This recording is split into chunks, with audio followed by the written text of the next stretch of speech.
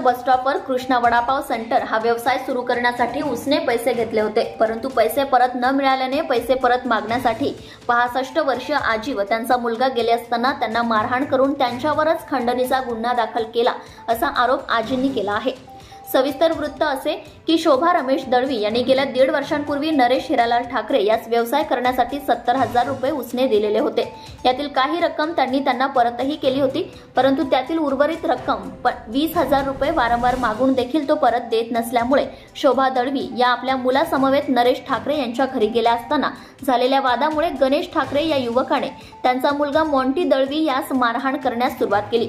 त्याला सोडवण्यासाठी आणि वाचवण्यासाठी गेलेल्या आजींवर परिवारातील इतर सदस्यांनी देखील शिवीगाळ करत मारहाण केली। आजींच्या छातीला तसेच हाताला जबर मार लागलेला आहे। हातांची बोटे फ्रॅक्चर झालेली असून छातीत लागलेल्या मारामुळे त्यांना नवीन नाशिक त्रिमूर्ती चौक या ठिकाणी गणपती हॉस्पिटलमध्ये दाखल करण्यात आले आहे। राजकीय वरदहस्तामुळे हे गुंड बोकाळलेले आहेत, तसेच यांच्यापासून मला व माझ्या मुलाच्या जीवितास धोका असल्याचेही यावेळी आजींनी सांगितले आहे। अंबड पोलीस स्टेशनच्या हद्दीत राजकीय हस्तक्षेपामुळे वाढलेली गुंडगिरी हा मुद्दा कायमच चव्हाट्यावर येत आहे।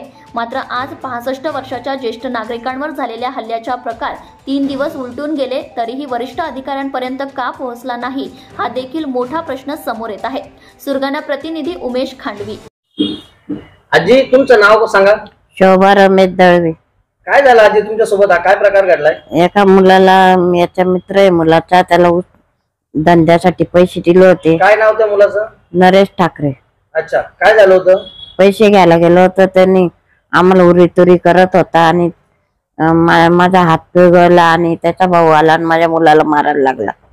मग मारायला लागला, मी मध्यस्थी आलो, माझा मुलगा होता, तर त्यांनी लगेच माझी पोत अशी ओढून घेतली आणि मला म्हणतो की हीच विकून तुम्हाला पैसे देईल। आणि त्याच्या आईने केस ओढले, भाऊजाईने शिव्या केल्या आणि त्याच्या वडिलांनी माझ्या साडीला हात लावला आणि मला धरलं आणि मला लाज वाटली म्हणून मी पदर खांद्यावर टाकला।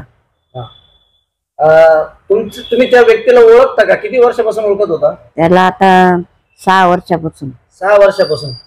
आणि तुम्ही त्याला कशासाठी दिले होते पैसे? धंद्यासाठी दिले होते। धंद्यासाठी दिले होते आणि तेच तुम्ही वापस घ्यायला गेले म्हणून त्यांनी असं केलं। आणि त्यानंतर आम्ही ऐकलं की तुमच्या मुलावर पण काही खंडणीचा गुन्हा दाखल केला। पैसे दिले खंडणीचा असं दाखवलंय त्यांनी पोलीस स्टेशनला। पैसे मागायला गेले म्हणून तुमच्यावर त्यांनी खंडणीचा गुन्हा माझ्या मुलावर आणि माझ्यावर। अच्छा, किती दिवस झाले या प्रकाराला? आज 3रा दिवस आहे। अच्छा, तुम्ही 3 दिवसापासून दवाखान्यात ऍडमिट आहे? मग तुम्ही पोलीस स्टेशनला गेले होते का तक्रार करायला? हो, गेलो होतो। मग पोलिसांनी तुमची तक्रार घेतली होती का? ते म्हणे तुम्ही जा पहिलं म्हणे। अच्छा, दवाखान्यात पाठवलं। मग त्याच्यानंतर तेव्हापासून तुम्ही दवाखान्यात ऍडमिट आहात? हो, 3ऱ्या दिवशी आले ते।